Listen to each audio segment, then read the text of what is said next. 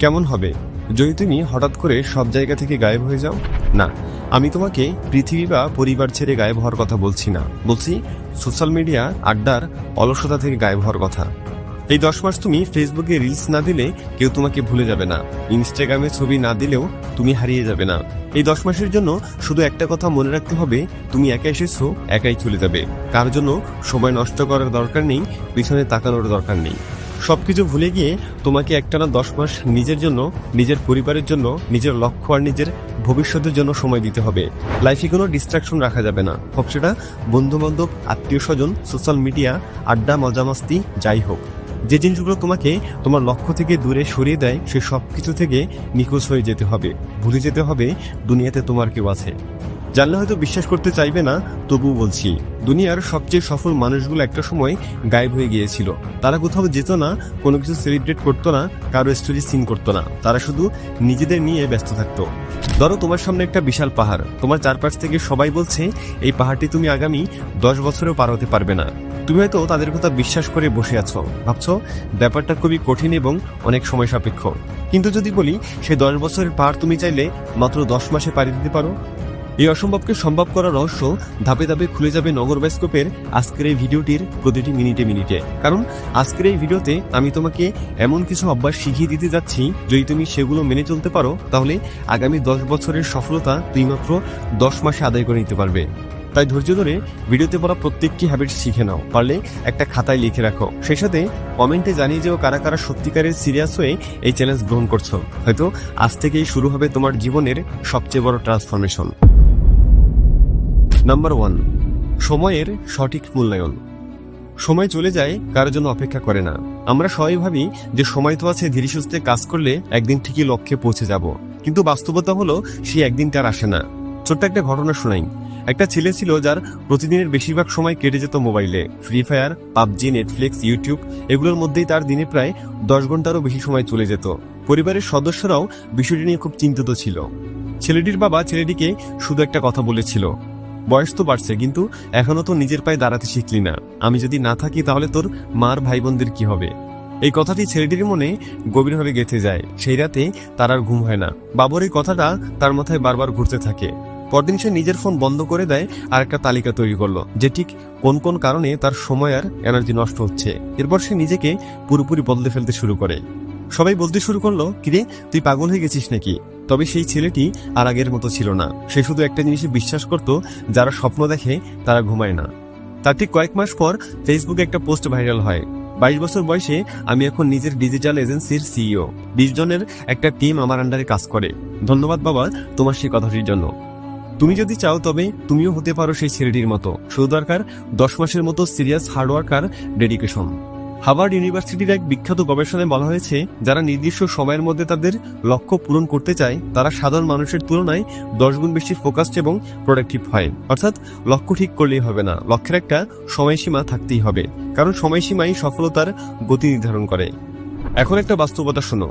একটি সাধারণ মানুষ গড়ে প্রতিদিন 3 ঘন্টার বেশি মোবাইলের স্ক্রিনে কাটায়। সপ্তাহে প্রায় 15 ঘন্টা চলে যায় রিলস বা ওয়েব সিরিজ দেখতে দেখতে। বছরে সেটা দাঁড়ায় 780 ঘন্টা, মানে প্রায় 32 দিন। ভাবতে পারো, আমাদের নিজের অজান্তেই প্রতি বছর 1 মাস সময় শুধু অযথাই নষ্ট করছি। এই 32 দিন যদি তুমি শুধু নিজের স্কিল শেখার পেছনে বা নিজের লক্ষ্য পূরণের জন্য কাজে লাগাতে পারো, তাহলে তুমি এমন এক উচ্চতায় পৌঁছাতে পারবে যেখানে 99% মানুষ কখনো পৌঁছাতে পারবে না। এজন্যই 10 মাস, শুধুমাত্র 10 মাস সময়কে খুব সিরিয়াস মনে করো। তুমি যদি পরের 10 মাস সময়কে কন্ট্রোলে নিতে পারো, তাহলে তুমি এমন কিছু করে ফেলতে পারবে যা অন্যরা বছরের পর বছরেও পারে না। ইলন মাস্ক দিনে 5টি আলাদা কোম্পানির কাজ করে। লেখক স্টিফেন কিং প্রতিদিন 2000 শব্দ লিখতেন কোনো ছুটি ছাড়াই। আর কেএফসির কর্নেল স্যান্ডার্স, তিনি 65 বছর বয়সে শুরু করে 109 বার রিজেক্ট হওয়ার পর বিজয়ী হন। তারা সবাই সময়কে কন্ট্রোল করতে শিখেছিল। তাই প্রতিদিনের 24 ঘন্টাকে 3 বা 4টা ব্লগে ভাগ করো, যার মধ্যে থাকবে শেখা, প্র্যাকটিস করা, রিভিউ করা এবং বিশ্রাম। একটা নির্দিষ্ট টাইম ও প্লেস খুঁজে বের করো যেখানে তুমি কোনোভাবেই ডিস্ট্রাক্ট হবে না। প্রতিদিন কি শিখবে, কি কাজ করবে, কাদের সঙ্গে কাজ করবে, সবকিছু লিখে রাখো। মনে রাখবে, এটা শুধু টু ডু লিস্ট না, এটা হবে তোমার যুদ্ধের মানচিত্র। তাই আজ থেকে আগামী 10 মাস সময়কে তোমার নিয়ন্ত্রণে রাখো এবং সময়ের সঠিক ব্যবহার করো। Number 2, maintain a daily journal.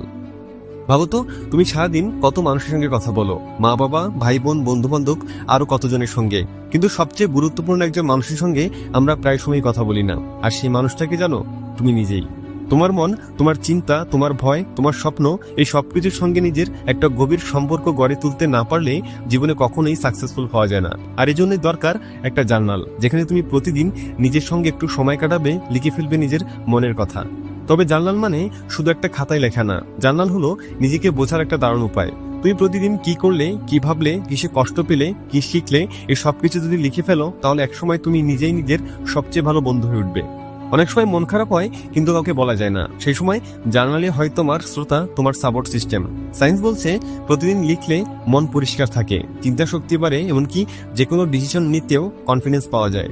হার্ভার্ডের এক গবেষণায় দেখা গিয়েছে, যারা রেগুলার জার্নাল লেখে তারা মানসিকভাবে বেশি ফোকাসড হয়। আর ইউনিভার্সিটি অফ টেক্সাসের গবেষণায় বলা হয়েছে, লিখে আবেগ প্রকাশ করলে স্ট্রেস কমে, রোগ প্রতিরোধ ক্ষমতা বাড়ে। তুমি হয়তো ভাবছো শুধু লেখা লিখলে এত কিছু হয়? হ্যাঁ ভাই, হয়। প্রতিদিন রাতে মাত্র 5 থেকে 10 মিনিট বের করো, তারপর শুধু এই 5টা প্রশ্নের উত্তর লেখো। 1, আজ আমি কি করলাম? 2, আজ আমি কি শিখলাম? 3, আজ আমার কোন জিনিসটা সবচেয়ে ভালো লাগলো? 4, কিসে কষ্ট পেলাম বা দুঃখ পেলাম? 5, আগামীকাল কি করব? এই 5টা লাইন লিখে ফেললে তুমি নিজেই বুঝতে পারবে যে তুমি আসলে কেমন মানুষ, তোমার গন্তব্য কোথায় এবং তুমি কতটুকু পথ অতিক্রম করতে পেরেছো। বিশ্বাস না হলে 10 মাস পরে যদি তুমি সেই পুরনো পাতাগুলো পড়ে দেখো, তুমি নিজেই অবাক হয়ে বলবে, ও মাই গড, আমি আগে এমন ছিলাম।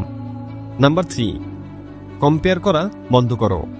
বন্ধুরা, এই ব্যাপারে কথা বলার আগে আমাকে কথা দিতে হবে যে 10 মাসে একবারের জন্য হলেও তুমি কখনো অন্য কারোর সাথে নিজেকে কম্পেয়ার মানে তুলনা করবে না। আমরা প্রায় চারপাশে এমন কিছু মানুষ দেখি যাদের সফলতা দেখে মনে হয় ও পারলো কিন্তু আমি পারবো না, কারণ ওর সব ছিল, আমার তো কিছু নেই। কিন্তু ভাই ওয়েট, একটা মিনিটের জন্য একটু থামো। এই 1 মিনিট একটু ভাবো যে তুমি কেন পারবে না? তুমি কি কম মেধাবী? না, তুমি কম মেধাবী না। অনেক বিখ্যাত মানুষ আছে যাদের স্কুল কলেজের রেজাল্ট হয়তো তোমার চেয়েও খারাপ ছিল। আলবার্ট আইনস্টাইন যখন ছোট ছিলেন, তাকে নিয়ে শিক্ষকরা বলতো এই ছেলে কিছুই শিখতে পারবে না। বিশ্ববিখ্যাত লেখক জেকে রাউলিং, যিনি বলেছিলেন, তাকে 12টি প্রকাশনী প্রত্যাখ্যান করেছিল। জ্যাক মা চীনের অন্যতম ধনী ব্যক্তি, বারবার চাকরির ইন্টারভিউতে ফেল করেছেন। তারা কেউই অলৌকিক ক্ষমতা নিয়ে জন্মায়নি। হ্যাঁ, এটা সত্য যে সবাই সমান সুযোগ পায় না। কেউ ধনী পরিবারে জন্মায়, কেউ দরিদ্র পরিবারে, কেউ শহরে বড় হয়, কেউ গ্রামে। কিন্তু শোনো, কম সুযোগ মানে কখনোই কম সম্ভাবনা নয়। তুমি যদি তোমার চেষ্টাটাকে ধরে রাখতে পারো, তাহলে ধীরে ধীরে স্রোতের বিপরীতে চলতে শিখবে এবং একদিন স্রোতটাই তোমার পেছনে বইতে শুরু করবে। একটি নিউরোসায়েন্স গবেষণায় বলা হয়েছে, মানুষের ব্রেন এমনভাবে গঠিত যে প্রতিদিন যদি কেউ একটি কাজ নিয়মিতভাবে 21 দিন করে, তবে তা মস্তিষ্কের অভ্যাসে পরিণত হয়। অর্থাৎ তুমি যদি নিজের প্রতি দায়বদ্ধ হও, তবে 21 দিন পর তুমি নিজেই নিজেকে ঠেকাতে পারবে না। নাম্বার 4, সেভিংসের অভ্যাস গড়ে তোলা। ভাবো তো, যদি তুমি আজ থেকে প্রতিদিন মাত্র 100 টাকা করে সেভ করতে পারো, তাহলে 10 মাসে তোমার হাতে 30,000 টাকা জমে যাবে। আর যদি সেটাকে ইনভেস্ট করো, নিজের স্কিল শেখায়, তাহলে হয়তো 1 বছর পর তুমি এমন এক জায়গায় দাঁড়িয়ে যাবে যেখানে তোমাকে আর কারো কাছে হাত পাততে হবে না। হার্ভার্ড বিজনেস রিভিউর এক রিপোর্ট বলছে, যারা কমায় থেকেও নিয়মিত সেভ করে, তারা 1 বছরে বেশি আয়ের মানুষদের থেকেও বেশি ফাইন্যান্সিয়াল স্টেবল হয়। ওয়ার্ল্ড ব্যাংকের রিপোর্ট বলছে 70% সফল মানুষের সেভিংস জার্নি শুরু হয় সপ্তাহে মাত্র $5 দিয়ে। সুতরাং বুঝতেই তো পারছো, শুরুটা ছোট হলেও অভ্যাসটা তোমাকে বড় করে তুলবে। অনেকেই ভাবে টাকা সেভ করা মানে জীবনটা নষ্ট করে চলা। আসলে না, সেভিংস মানে নিজের ভবিষ্যতের পাশে দাঁড়ানো। তোমাকে তোমার মাসিক ইনকামের 20% সেভিং করার চেষ্টা করতে হবে। তবে ভুলেও টাকাগুলোকে নিজের কাছে ক্যাশ হিসেবে রেখে দিও না, তাহলে কোনো সময় সেগুলো খরচ হয়ে যাবে, তা তুমি টেরি পাবে না। তাই সবসময় নিজের সেভিংসগুলোকে আলাদা একটা অ্যাকাউন্টে বা ডিজিটাল ওয়ালেটে জমাও। এভাবে টাকা জমানোর অভ্যাস তোমার ভবিষ্যতের অনেক দুশ্চিন্তা থেকে রাহি দেবে। নাম্বার 5, 10 মাসের মধ্যে 10 সেকেন্ডের জন্য হাল ছাড়া যাবে না। স্ট্যানফোর্ড ইউনিভার্সিটির এক গবেষণায় প্রমাণিত, যারা জীবনে বারবার ব্যর্থ হয়েছে কিন্তু কখনো হাল ছাড়েনি, তারা একদিন নিজেদের কল্পনার চেয়েও বড় সফলতা পেয়েছে। এগুলো বানানো গল্প না, পৃথিবীর সবচেয়ে সফল মানুষরাও এভাবে তৈরি হয়েছে। তারা ব্যর্থ হয়েছে, ভেঙে পড়েছে, লোকে তাদের নিয়ে হাসাহাসি করেছে, তবুও তারা থেমে যায়নি। কারণ তারা জানতো হাল ছেড়ে দিলে কিছুই হবে না, কিন্তু লেগে থাকলে একদিন না একদিন সফলতার দরজা খুলবেই। তুমি টমাস এডিসনের নাম তো শুনেছ, আমি প্রায় তার কথা বলি। সে 1000 বার ব্যর্থ হয়েছিল শুধু একটা বাতি জ্বালানোর জন্য। লোকে তাকে পাগল বলতো, তবু সে থামেনি, কারণ তার বিশ্বাস ছিল সেটা পারবে এবং শেষ পর্যন্ত সে পেরেছেও। আর আজ সেই বাতির আলো ছাড়া আমরা এক মুহূর্ত ভাবতে পারি না। এই পৃথিবীতে কেউ হেরে যায় না, হেরে যায় সেই যে হাল ছেড়ে দেয়। বাকিরা যদি পারে তুমি কেন পারবে না? তুমি তো রোবট না, তুমি মানুষ, তোমার স্বপ্ন আছে, তোমার ইচ্ছা আছে, তাহলে ভয় কিসের? তোমার কাজ একটাই, নিজের উপর বিশ্বাস রাখা, নিজেকে এমনভাবে তৈরি করো যেন তোমাকে ছাড়া তোমাকে থামানোর কেউ না থাকে। তাই আজ এখন এই মুহূর্তে প্রমিস করো যে আমি আমার সবটুকু দিয়ে চেষ্টা করবো এবং নিজের জীবনটা পরিবর্তন করে ছাড়বই।